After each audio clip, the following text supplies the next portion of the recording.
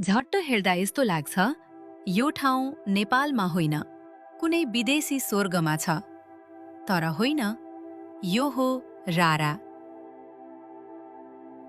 मुगुमा रहेको रारा ताल नेपालकै सबैभन्दा ठूलो ताल हो र यो समुद्री सतहबाट करिब 2990 मिटर उचाइमा अवस्थित छ। यसको क्षेत्रफल करिब 10.8 वर्ग किलोमिटर छ। राराको पानीको रङ घाम र मौसम अनुसार कहिले गाढा नीलो, कहिले हरियो जस्तो देखिन्छ। चारैतिर हरिया डाँडा, शान्त हावा र ऐना जस्तै पानीले यो ठाउँलाई अविश्वसनीय बनाइदिन्छ।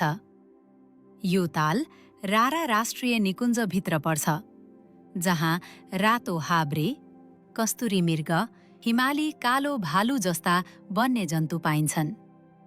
रारा पुगेपछि एउटा कुरा महसुस हुन्छ, नेपालको सुन्दरता अझै पूरा देखिसकेको छैन।